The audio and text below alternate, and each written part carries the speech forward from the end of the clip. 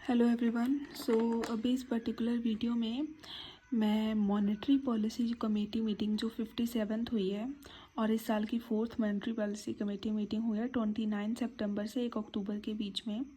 वहाँ पे जो भी मतलब हमारी कंट्री का जीडीपी ग्रोथ कैसी रहेगी आने वाले क्वार्टर्स में और अगले साल ग्रोथ कैसी रहेगी, महंगाई कैसे रहेगी, वो सब मैं ऑलरेडी डिस्कस कर चुकी हूँ and I have uploaded that video already. Okay. अब उसके अलावा जब मॉनेटरी पॉलिसी कमेटी मीटिंग होती है तो इसके अलावा भी और जो इश्यूज उनको आरबीआई को लग रहे होते हैं कि हमारी सोसाइटी में हमारे जो पॉपुलेशन में उनको लग रहे हैं कि बैंकिंग सर्विसेज में प्रिवेल कर रहे हैं जो भी इश्यूज, वो उनको लेके भी डिसीजन लेता है। ठीक है, तो 2 डिसीजंस उसके जो है इस पर्टिकुलर वीडियो में एमपीसी के मैं डिस्कस करने वाली हूँ। The first one is that free digital banking service to basic savings account holder. Okay, तो अब यहाँ पे इन्होंने ना एक बताया basic saving account holder, basic saving account, और एक आपने सुना होगा सिंपल होता है saving account. Basic saving account और सेविंग अकाउंट में क्या फ़र्क होता है? सी जो सेविंग अकाउंट जब हम किसी बैंक में खुलवाते हैं ना, तो वो डिपेंड करता है बैंक के ऊपर कि उसमें ये होता है कि आपको कितना कुछ मिनिमम अमाउंट बैलेंस होता है। जब आपने कई बार सुना होगा कि बैंक में जाते हैं अकाउंट खुलवाना और आपको बोलता है कि आपका मिनिमम बैलेंस होना चाहिए उस पर्टिकुलर अकाउंट में खोलने के लिए, तो that account is saving accounts. अगर मिनिमम बैलेंस से आपका कम बैलेंस चला जाता है, मानो लेकिन मिनिमम बैलेंस जो है वो उस अकाउंट में 500 है, but if at any point of time 500 से आपका बैलेंस कम चला जाता है तो आपको क्या देनी पड़ सकती है? पेनल्टी देनी पड़ सकती है। ऑन दी अदर हैंड ये जो बेसिक सेविंग अकाउंट होते हैं इनमें आपको ज़ीरो बैलेंस पे अकाउंट खोल देते हैं बैंक। ओके, तो ज़ीरो बैलेंस वाले accounts are the basic saving account. Earlier क्या था, बेसिक सेविंग अकाउंट के लिए मोबाइल बैंकिंग और इंटरनेट बैंकिंग की फैसिलिटी अवेलेबल नहीं थी। ओके, बट अब क्या है, अब इन्होंने बोल दिया कि just like regular saving account, basic saving account holders will और can also access the mobile banking as well as the digital banking services. Okay, so this is the first thing that they discussed over there. Okay, after that coming to the another thing that they discussed, so this is the another thing. Okay, they took the measures to improve the credit. Okay, उन्होंने measures लिए to improve the credit, मतलब loan देने को लेके कुछ important point discuss किए।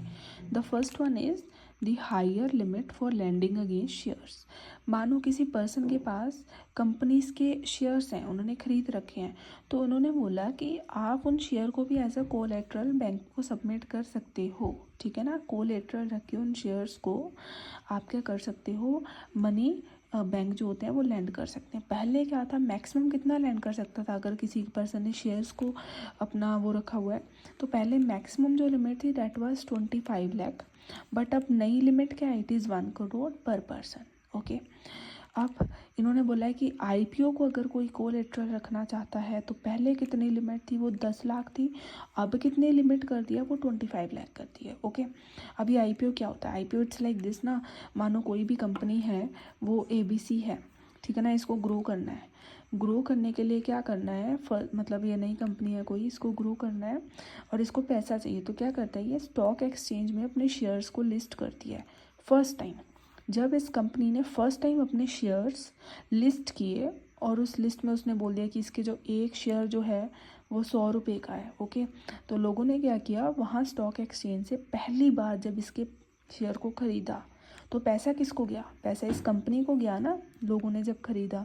तो that first time जब स्टॉक एक्सचेंज में कंपनी लिस्ट होती है, उसके शेयर बिकती हैं, that is called as IPO. Okay, तो आईपीओ में पहली old limit was that 10 lakh, now the limit is 25 lakh. IPO के बाद एक बार आईपीओ होने के बाद अगर इस कंपनी का फिर से स्टॉक एक्सचेंज में शेयर लिस्ट हो रहा है तो then that comes under over there, उसके लिए ये लिमिट है। This is the first thing. Another thing, second thing that they decided in MPC meeting. Another thing क्या है, another thing उन्होंने बोला कि बैंक्स अब से फाइनेंस करेंगे एक्विजिशन को। फाइनेंस एक्विजिशन का मतलब क्या होता है, मान लीजिए एक जो कंपनी है, कोई मोबाइल की कंपनी है जो मोबाइल बनाती है, और दूसरी कंपनी है बैटरी बनाने वाली कंपनी जो बैटरी बना रही है।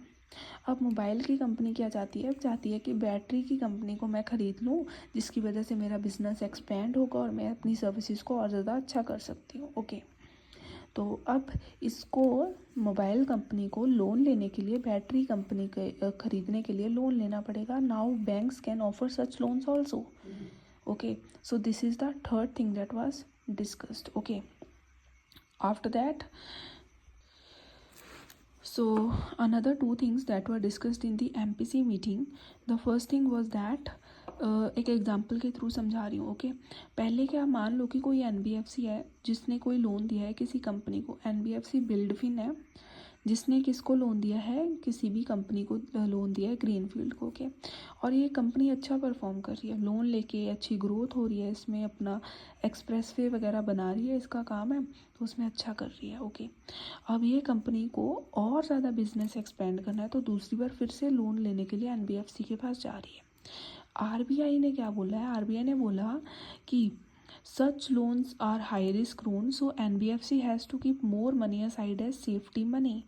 That made loan more costly. Earlier क्या था, क्योंकि NBFC ने कंपनी को लोन दिया है काफ़ी बड़े अमाउंट में, तो ऐसा भी तो नहीं होना चाहिए ना कि NBFC खुद खाली हो जाए.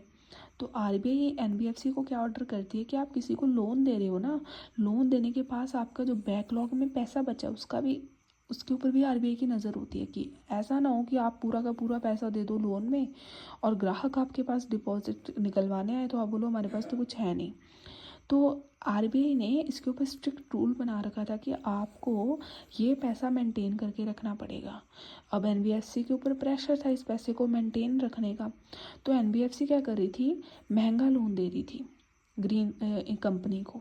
बट अब RBI ने क्या बोला है, RBI ने बोला है कि अगर प्रोजेक्ट अच्छा चल रहा है, जिसको आपने लोन दे रखा है, अगर वो ग्रो कर रहा है और फिर से लोन लेने के लिए आ रहा है, तो आप उसको सस्ता लोन दे सकते हो, आप उसके ऊपर इंटरेस्ट कम कर सकते हो क्योंकि वो ग्रो कर रहा है, वो अच्छा कर रहा है. तो इट्स लाइक दिस. मतलब ओवरऑल तो वही है ना कि अगर लोन लेने वाला व्यक्ति हो या कंपनी हो, अगर वो अमीर है, उसके पास अच्छी उसकी ग्रोथ हो रही है, तो हर कोई उसको लोन देगा, वो चाहे बैंक है या कोई पर्सन है, हर कोई उसको पैसे देगा कम इंटरेस्ट पे. So this is the overall thing. Ultimately, this science about that growing company will get loans easily and build more roads and more development of the company will be there. Country will be there. Okay.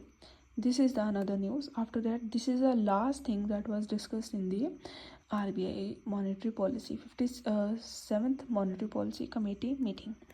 इसमें इन्होंने क्या किया, 2004, this you have to remember, कब की बात है, 2004 की बात है. ओके, अर्बन कोऑपरेटिव बैंक्स की RBI ने देखा कि कुछ एक अर्बन कोऑपरेटिव बैंक्स जो हैं उनकी काम में कुछ कमियां देखी, जिस वजह से RBI ने और नए कोऑपरेटिव बैंक्स को, अर्बन कोऑपरेटिव बैंक्स को लाइसेंसेस प्रोवाइड करने बंद कर दिए. अब देखो 2004 के बाद 20 साल हो चुके हैं, तो इस 20 साल में urban cooperative banks improved very much. तो RBI ने उनकी इम्प्रूवमेंट देखी है अर्बन कोऑपरेटिव बैंक्स की, और इस मॉनेटरी पॉलिसी कमेटी मीटिंग में RBI ने डिसाइड किया that urban cooperative banks will be again the license to them will be given. Okay, तो फिर वो अपना एक्सपेंशन कर सकते हैं. तो टिल नाउ उनका एक्सपेंशन जो था RBI ने बंद कर दिया था. तो these are the all news that I have discussed over there. Okay, तो बड़ी सिंपल सी बात है इसमें. ज़्यादातर जो भी मैंने डिस्कस किए हैं, आपको रिमेम्बरिंग बेस्ड क्वेश्चन जो पेपर में आ सकता है वो क्या आ सकता है कि 2004 में RBI ने कौन से बैंक्स का लाइसेंस एक्स्ट्रा लाइसेंसेस प्रोवाइड नए बैंक्स करने बंद कर दिए थे, अर्बन कोऑपरेटिव बैंक्स. कौन सी मॉनेटरी पॉलिसी मीटिंग में RBI ने ये निर्णय लिया कि अर्बन कोऑपरेटिव बैंक्स को फिर से लाइसेंसेस प्रोवाइड किए जाएंगे. तो ये 57th मॉनेटरी पॉलिसी मीटिंग में डिसाइड हुआ है, जो कि 4th bimonthly monetary policy meeting है of which year 2025. This is very important. Okay, after that coming to this news. इस न्यूज़ में देखो बड़ी क्लियर कट सी बात है. एक तो आपको बेसिक क्वेश्चन पूछ लेंगे, फाइनेंसिंग एक्विजिशन का मतलब क्या है. जो कंसेप्चुअल क्वेश्चन बनता है, फाइनेंसिंग एक्विजिशन क्या होती है, IPO सिंपल स्टॉक जो शेयर्स वगैरह होते हैं उससे कैसे डिफरेंट है, शेयर्स में इन्वेस्टिंग और IPO में इन्वेस्टिंग कैसे डिफरेंट है, वो पॉइंट ऑफ डिफरेंसेस आपको पता होने चाहिए. जो बेसिक्स है, जो आगे रिपीट हो सकते हैं, बिकॉज कॉमन सी बातें हैं जो हमेशा चलती हैं. ओके, जैसे ये पूछ लेंगे आपको।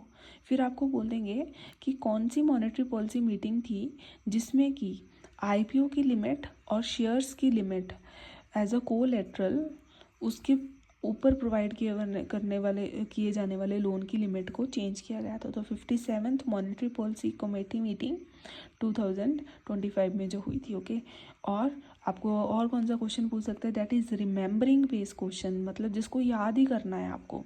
तो ये पूछ लेगा कि शेयर्स को कोलेटरल रख के पहले कितनी लिमिट थी, कोई पर्सन कितना पे कर मतलब कितना लोन ले सकता था 25 लाख, अब कितना लोन ले सकता है 1 करोड़।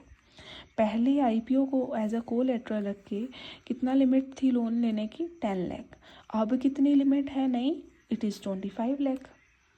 सो these are the questions that can be formed, जो एग्ज़ाम में आ सकते हैं। ओके, तो मॉनेटरी पॉलिसी कमेटी मीटिंग में होने वाली सारे जो चेंजेस हैं, जो भी पॉइंट्स हैं, वो मैंने डिस्कस कर लिया है। And I am like it's very like I am telling you that exam में मॉनेटरी पॉलिसी कमेटी मीटिंग को लेके स्पेशली आरबीआई के एग्ज़ाम में क्वेश्चन आता ही आता है। Okay, so it is very important कि आपको पता होना चाहिए कि मॉनेटरी पॉलिसी कमेटी मीटिंग में होता क्या है। ये जो वैल्यूज़ है कई बार डायरेक्टली नहीं पूछी जाती, वो बेसिक्स पूछते हैं, because this things happens many times, 4 बार साल में हो रही है, तो इसकी एक एक बात आपको पता होनी चाहिए from the bank point of view. Okay, so मैंने इस वीडियो में सारे कंसेप्ट भी डिस्कस कर लिए हैं, क्वेश्चंस भी डिस्कस कर लिए हैं, बट इफ़ एनी कोई वर्ड समझ नहीं आ रहा है, कोई भी कंसेप्ट से रिलेटेड आपको डाउट है, then you can comment down in the video. Okay, so thank you so much.